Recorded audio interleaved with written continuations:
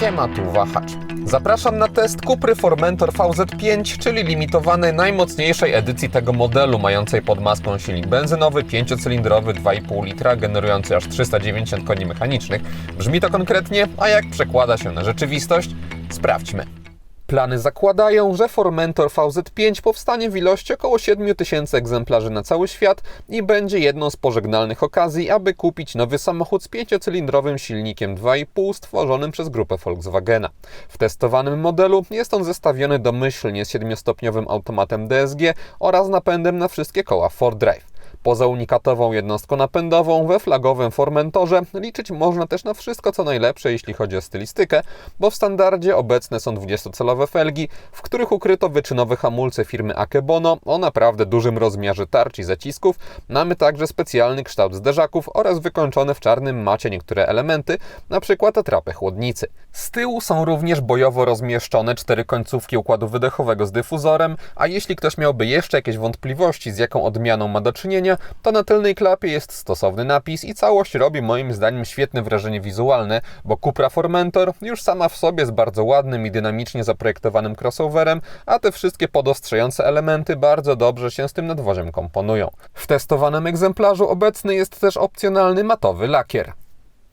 We wnętrzu testowanego Formentora uwagę najbardziej zwracają fotele, czyli konkretne kubełki, które robią duże wrażenie swoim wyglądem i świetnym wyprofilowaniem, ale zarazem nie są przesadnie twarde i można w nich bez problemów podróżować nawet w dłuższej trasie. W ramach opcjonalnego pakietu Petrol Blue Cupra Performance są one obszyte wysokiej jakości skórą Nappa. Poza tym mamy do czynienia ze standardowym dla tego modelu Cupry projektem kokpitu, czyli ładnym, ale też z małą ilością fizycznych elementów sterujących. Niebieskie akcenty znaleźć można również na desce rozdzielczej czy drzwiach.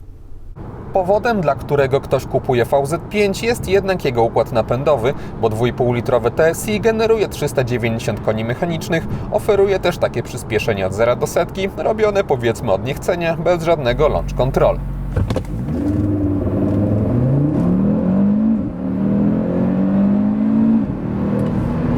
Oraz takie od 90 do 140 km na godzinę.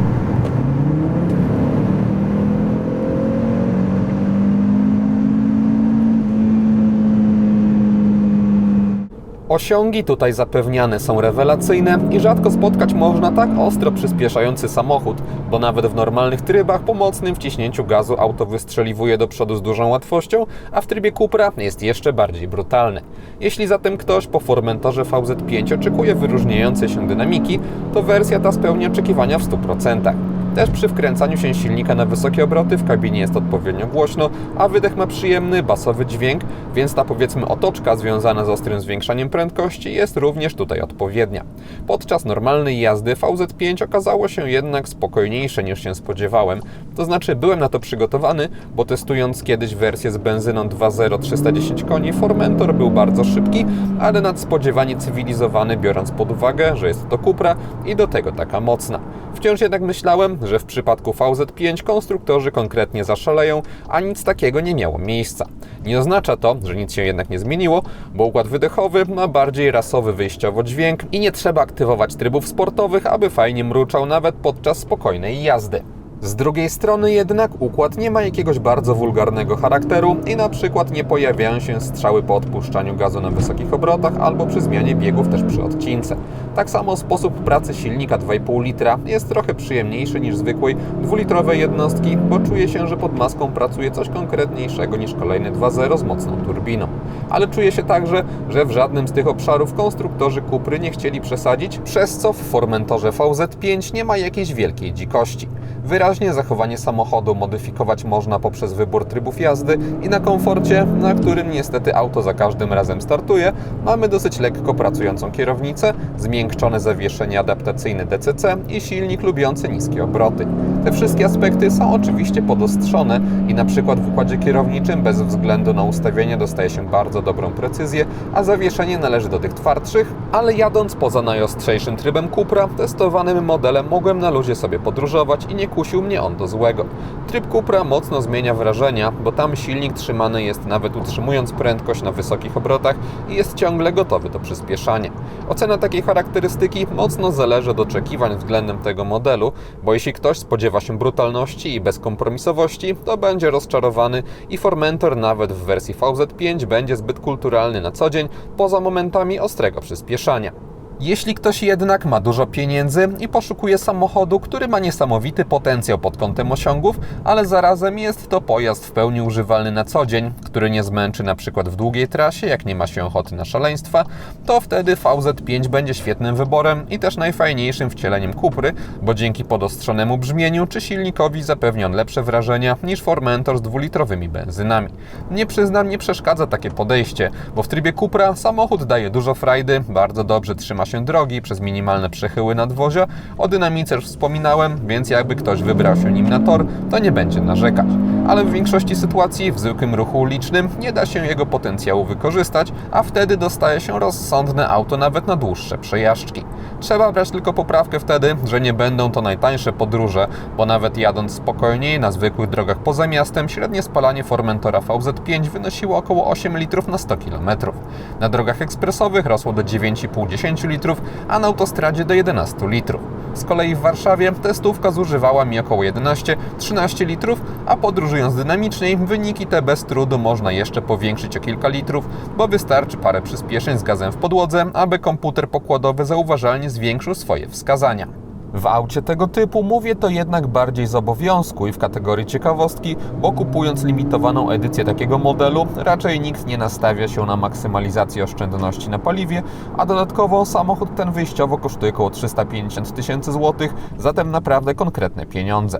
Dostaje się jednak w tej cenie nie tylko unikatowy silnik, ale też bardzo dobre wyposażenie, bo VZ5 ma na pokładzie w standardzie większość rzeczy przewidzianych do tego modelu, wliczając w to wszystko, co się da, a co może podostrzyć charakter samochodu, a także dużą ilość tych bardziej użytkowych elementów, jak kamery 360 stopni, dostęp bezkluczykowy, dwustrefowa klimatyzacja czy system półautonomicznej jazdy.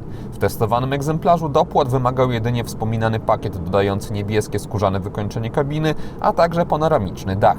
Cennik Cupry Formentora jest jednak bardzo szeroki i zawiera obecnie także zdecydowanie tańsze i słabsze układy napędowe, zatem nie chcąc aż takiego ekstremum, klienci mogą bardzo płynnie operować mocą samochodu, a co za tym idzie ceną. Biorąc pod uwagę charakterystykę Formentora jako modelu, który bez względu na konfigurację wygląda dobrze, ale jest też zaprojektowany konstrukcyjnie tak, aby być cywilizowany i nadający się do zwykłego, codziennego użytkowania, to takie słabsze odmiany zdecydowanie mają w jego przypadku moim zdaniem sens.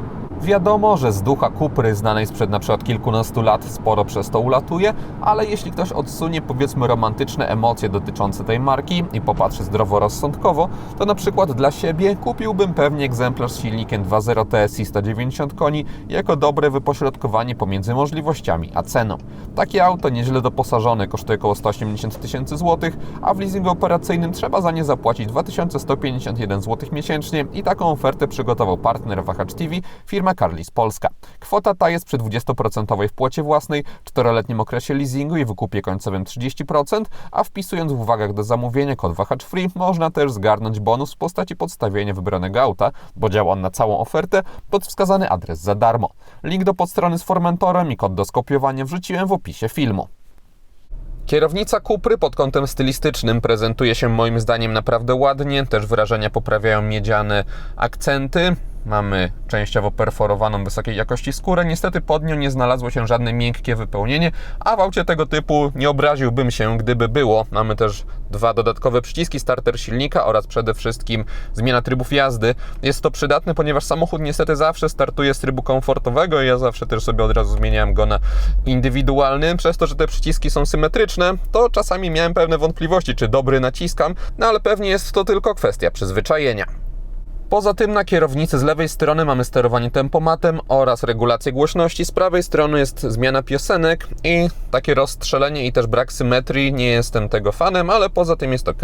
Sterowanie tempomatem jest wygodne. Też komputer pokładowy z elektronicznymi zegarami obsługuje się tutaj bez problemów. Przy kierownicy mamy też łopatki do zmiany biegów i one akurat są rozczarowujące, ponieważ w VZ5 spodziewałbym się jakichś konkretnych metalowych konstrukcji, a mamy takie niewielkie plastikowe i też mało satysfakcjonujące działające. Elektroniczne zegary nie oferują może jak na współczesne standardy zbyt dużej przekątnej wyświetlacza, ale mamy za to duże możliwości personalizacji, ponieważ można sterować tym, co będzie na środku.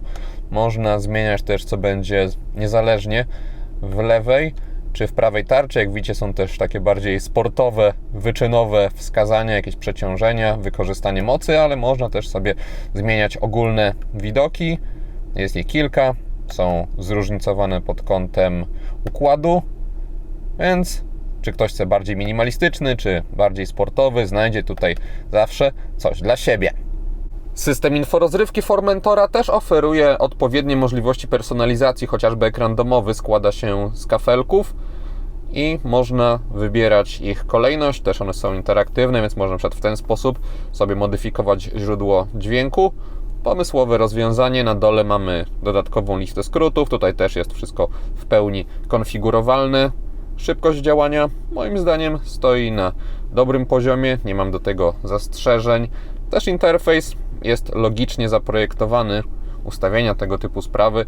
No tutaj akurat nie jestem wielkim zwolennikiem tego, że to wszystko jest w takiej formie graficznej. Moim zdaniem takie klasyczne listy, jakie są już głębiej, cały czas byłyby lepsze, no ale nie jest to moim zdaniem problem, a w takich najważniejszych zastosowaniach ten system bardzo dobrze sobie radzi.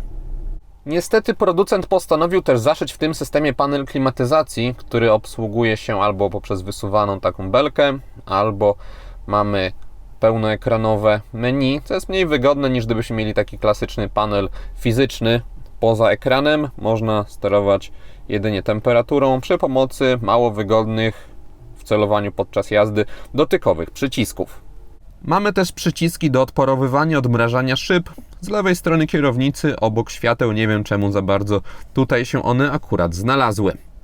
Brakuje mi też więcej przycisków na tunelu środkowym. Mamy tutaj sterowanie kontrolą trakcji, hamulcem postojowym czy centralnym zamkiem, no i oczywiście zmiany biegów przy pomocy takiego mało wyszukanego i sportowego, ale wygodnego przełącznika. No ale takie rzeczy jak na przykład aktywacja kamer czy obsługa systemu start-stop, żeby to robić, trzeba korzystać z ekranu dotykowego. Przez frontową szybę Formentora dobrze dostrzec można maskę, która ma swoją drogą przyjemne dla oka przetłoczenie, jest poziomo poprowadzona, szyba nie jest przesadnie pochylona, widoczność na boki jest dobra, z tyłu po przekątnej mamy masywny słupek, tylna szyba jest dosyć wysoko poprowadzona, jest ona też niewielka. Kamery w systemie 360 stopni oferują przyzwoitą jakość, chociaż też biorąc pod uwagę cenę samochodu, to nie ma co się nią zachwycać. Można sobie zmieniać kilka widoków. Niestety ten domyślny, tylny, zbyt bardzo rozciąga to, co znajduje się po bokach kadru, przez co odległości od różnych obiektów są przekłamane. Układ kierowniczy w VZ5 jest usportowiony, co czuje się nie tylko jadąc szybciej, ale też na parkingach, gdzie opór stawiany przez kierownicę nawet na ustawieniach komfortowych podczas manewrowania jest większy niż standardowo. Też dostajemy tutaj przeciętny promień skrętu. Wciąż jednak nie jest to poziom jakichś powiedzmy mniej konfigurowalnych, jeśli chodzi o charakter sportowych modeli. Zatem ogólne wrażenia, np. z parkowania czy jazdy po mieście, są rozsądnie zbliżone w Formentorze VZ5 do zwykłych samochodów. Jeśli chodzi o jakość, to tak jak w innych Formentorach, w VZ5 mamy w najdalszych częściach deski rozdzielczej twarde materiały, na szczęście niezłej jakości, matowe, trochę bliżej znajdują się już miękkie materiały, niebieskie, na drzwiach od najwyższych sekcji jest miękko. Mamy też boczki wykończone skórą, w testowanym egzemplarzu odpowiednio miękkie podłokietniki. Przyjemnie prezentują się te szare wstawki, nie ma tutaj jakiejś fortepianowej czerni ordynarnej, tylko coś ciekawszego. W niższych częściach kokpitu mamy twarde materiały, gorzej wyglądające niż te miękkie na górze, ale nie zwracają na siebie zbytnio uwagi, może tylko trochę na tunelu środkowym. Jeśli chodzi o wykonanie detali, no to tych przycisków nie ma tutaj zbyt wiele, ale wszystko z tych drobniejszych elementów jest ok pod kątem jakościowym. Jeśli chodzi z kolei o spasowanie, to na desce rozdzielczej nic złego się nie dzieje, ale gdy się szarpnie za drzwi i za klamkę, no to już pojawiają się trzaski, więc to zdecydowanie wypadałoby poprawić, ale ogólnie jakościowo jest tutaj trzymany solidny poziom. Pilot obsługujący system dostępu bezkluczykowego ma rozsądne rozmiary oraz masę, chociaż swoją drogą mógłby być troszeczkę niższy, jeśli chodzi o wykonanie. To z tyłu mamy gumowe tworzywo bardzo dobrze znoszące upływ czasu, jest też srebrna dekoracyjna ramka, a także z przodu już połyskujący plastik, który łapie wiele zarysowań. Zdecydowanie to gumowe tworzywo powinno zostać też przeszczepione na front. We wnętrzu Formentora po zmroku najbardziej uwagę zwracają LEDowe paski na drzwiach oraz na desce rozdzielczej, ale mamy też w bardziej rozproszony sposób podświetlone trochę niższe partie drzwi oraz przestrzeni na nogi. Można sobie modyfikować kolorystykę tych elementów. Są jakieś kompozycje przygotowane przez producenta, ale można sobie także wybierać samemu, jakie te kolory mają być. Też można sterować jasnością każdego z elementów. Instrumenty pokładowe podświetlone zostały na kolor biały, neutralny, który dobrze pasuje do tych różnych barw, które można sobie wybrać w menu. Jeśli chodzi o kompletność podświetlenia, to jest tutaj dobrze, ale niestety z jednym wyjątkiem. W postaci dotykowych przycisków pod ekranem do zmiany temperatury oraz głośności. One w kamerze są widoczne, te kropeczki, ale gołym okiem nie są one dostrzegalne, więc zupełnie na ślepo trzeba te przyciski naciskać. Już za dnia jest to mało wygodne, a w nocy jest dramat. Nie rozumiem, czemu to nie zostało podświetlone. Światła w Formentorze VZ5 nie różnią się od tych z innych, lepiej wyposażonych wersji i z przodu oznacza to miło dla oka zaprojektowane segmenty do jazdy dziennej, które zostały zintegrowane z kierunkowskazami. Wszędzie mamy tutaj LEDy. Ta sama technologia obecna jest w kierunkowskazach w bocznych lusterkach. A także z tyłu, w tej części nadwozia, wyróżnia się listwa łącząca obie lampy. Kierunkowskazy mamy tutaj dynamiczne i ogólnie testowana kupra, gdy jest ciemno, wypada bardzo dobrze zarówno pod kątem projektu, jak i nowoczesności oświetlenia. Zadaniem matrycowych świateł LED w Formentorze jest takie wygaszanie fragmentów wiązki, aby nie oślepiać innych kierowców i zarazem maksymalizować doświetlanie reszty drogi.